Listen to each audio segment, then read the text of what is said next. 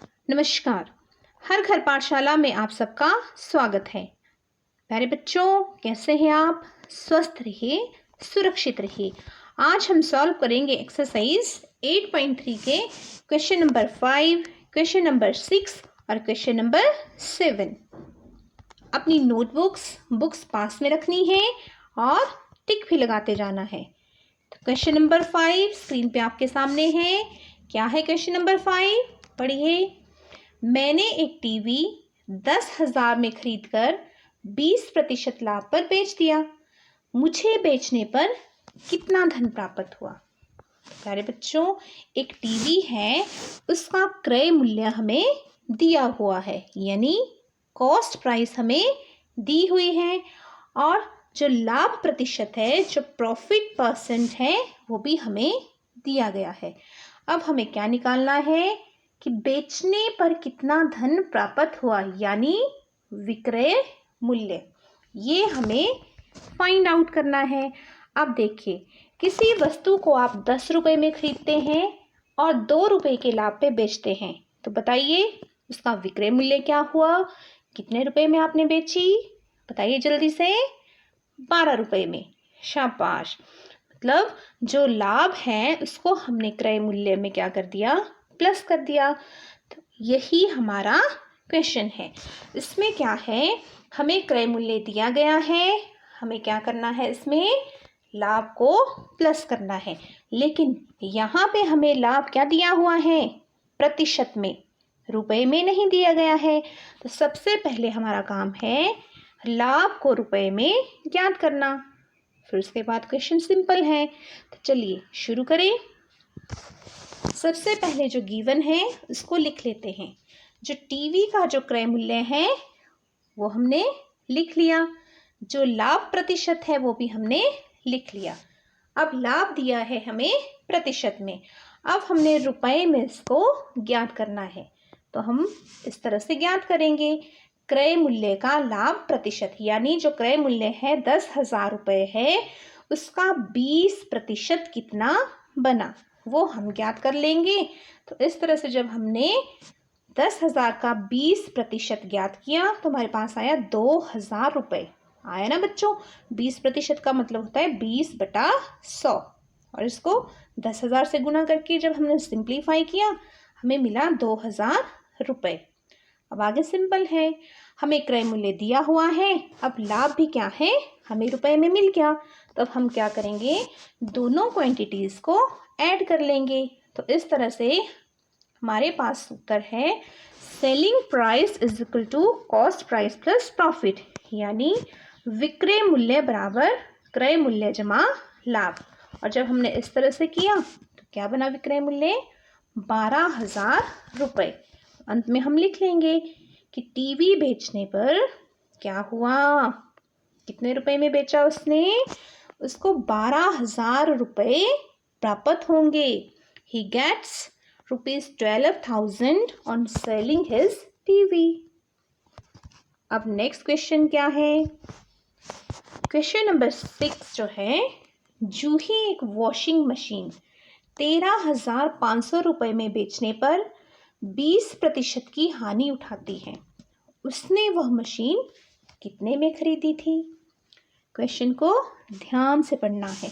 देखिए, जूही ने क्या किया, एक वॉशिंग मशीन को 13,500 रुपये में खरीदा नहीं, बेचा, और उसे 20% की हानि हुई। और हमें क्या ज्ञात करना है, उसने वह मशीन कितने रुपए में खरीदी थी। यहाँ पे प्यारे बच्चों हमें विक्रय मूल्य दिया हुआ है और क्रय मूल्य हमें ज्ञात करना है।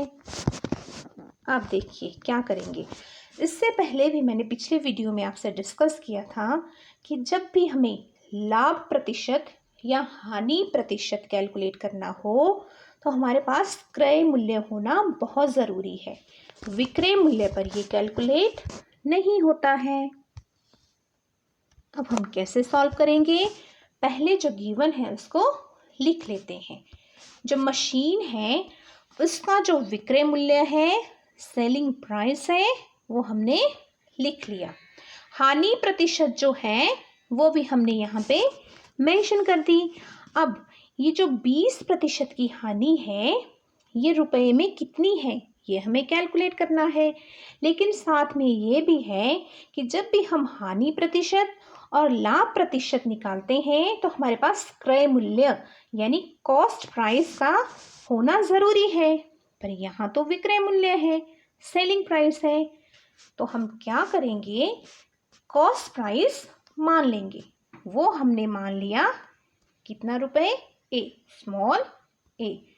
अब वही स्टेप है प्यारे बच्चों, हमने ये जो क्रय मूल्य हमने स्मॉल ए माना इसका 20% कैलकुलेट करना है। तो हम लिख लेंगे ए का 20% यानी 20% ऑफ ए, और इसको हम कैलकुलेट कर लेंगे। 20% का मतलब हुआ 20/100 और गुना ए तो करेंगे ही, और 20/100 आपको पता है 5 टाइम्स जाएगा। ठीक है, इस तरह से ये हो गया A/5। तो हमारे पास जो हानि है वो कितनी आ गई, वो आ गई क्रय मूल्य का कौन सा हिस्सा, 5वां हिस्सा, यानी A/5। अब देखिए बच्चों, आपने कोई वस्तु 10 रुपए में खरीदी और 2 रुपए की हानि पे बेच दी, तो बताइए कितने रुपए में बेची, शाबाश, 8 रुपए में। यानी हानि को आपने क्या किया, घटाया। तो यहाँ भी वैसा ही करेंगे। विक्रय मूल्य क्या आया हमारे पास, क्रय मूल्य माइनस हानि। तो हमने इस तरह से लिख लिया। जो सेलिंग प्राइस हम कैलकुलेट करेंगे, कॉस्ट प्राइस में से लॉस को हमने क्या करना है, माइनस करना है। तो हमारे पास हमें इस तरह से इसको लिखना है। ए माना है हमने क्रय मूल्य और A/5 आया हमारे पास हानि। तो जब हमने ए में से A/5 घटाया तो ये पूरा क्या बन गया हमारे पास, ये आ गया हमारे पास विक्रय मूल्य। अब देखिए बच्चों, एक विक्रय मूल्य हमें दिया भी है क्वेश्चन में। ये है हमारे पास डिजिट्स, अंक, यानी कांस्टेंट, और ये जो विक्रय मूल्य है ये है वेरिएबल्स के साथ, यानी चर के रूप में। अब विक्रय मूल्य क्या है, मशीन का तो एक ही विक्रय मूल्य है, इसका मतलब ये एक ही बात है, दोनों विक्रय मूल्य हैं। तो हम क्या करेंगे, दोनों पक्षों को इस तरह से लिख लेंगे और फिर सिंप्लीफाई करेंगे। ए में से A/5 घटाया, हमने यहाँ पे एलसीएम लिया और हमारे पास आया 4A/5। अब हमें क्या करना है, चर यानी वेरिएबल है यहाँ पे A, इसका मान ज्ञात करना है। तो प्यारे बच्चों, जो 5 है वो बटे में है, जब हम इसका पक्ष बदलेंगे, साइड चेंज करेंगे तो ये गुणा में चला जाएगा, और जो 4 है वो A को गुणा कर रहा है, जब इसका पक्ष बदलेंगे, साइड चेंज करेंगे तो वो बटे में जाएगा। तो हमारे पास आ गया A बराबर 13,500 गुणा 5/4। और जब हमने इसको सिंप्लीफाई किया तो हमारे पास A की वैल्यू आ गई 16,875 रुपये। यानी जो वॉशिंग मशीन है वो कितने में खरीदी थी, 16,875 रुपये में खरीदी थी। अब आप खुद ही देखिए, 16,875 रुपये में खरीदी थी, 13,500 रुपये में बेची थी, तो हानि ही होनी थी ना हानि। अब है नेक्स्ट क्वेश्चन। अमीना एक पुस्तक को 275 रुपये में खरीदकर 15% के नुकसान पर बेचती है। पुस्तक का विक्रय मूल्य ज्ञात कीजिए। अब देखिए बच्चों, क्या क्या दिया है, पुस्तक का क्रय मूल्य, साथ में हमें दिया हुआ है नुकसान यानी हानि प्रतिशत। हमें क्या ज्ञात करना है, हमें ज्ञात करना है इसका विक्रय मूल्य। यहाँ भी वही बात है, किसी वस्तु को आपने 10 रुपये में खरीदा, 2 रुपये की हानि पे बेच दिया, तो बताइए कितने रुपए में बेचा? शाबाश, 8 रुपए में। यानी जो हानि है उसको हमने क्या करना है? क्रय मूल्य से घटाना है। तो यहाँ भी वैसा ही करेंगे। चलिए सॉल्व करना शुरू करते हैं। पहले जो जो हमें क्वेश्चन में दिया हुआ है उसको लिख लेते हैं। हमें पता है वस्तु का क्रय मूल्य है 275 रुपये और हानि प्रतिशत है 15%। अब प्यारे बच्चों, हमें हानि को घटाना है, लेकिन यहाँ पे क्रय मूल्य रुपए में है और हानि प्रतिशत में है। तो हमें क्या करना पड़ेगा? हानि को भी रुपए में निकालना पड़ेगा। तो हम क्या करेंगे? क्रय मूल्य का 15% फाइंड आउट कर लेंगे। यानी जो हमारे पास 275 रुपये हैं उसका 15% कितना बनता है ये देखेंगे। तो यहाँ पे जब हमने कैलकुलेट किया तो हमारे पास वैल्यू आई 41 रुपये 25 पैसे। अब हमारे पास हानि भी रुपए में आ गई, क्रय मूल्य भी रुपए में है, तो हम विक्रय मूल्य आसानी से निकाल सकते हैं। हम जानते हैं जो विक्रय मूल्य होता है वो किसके बराबर होता है? क्रय मूल्य माइनस हानि। यानी selling price is equal to cost price minus loss.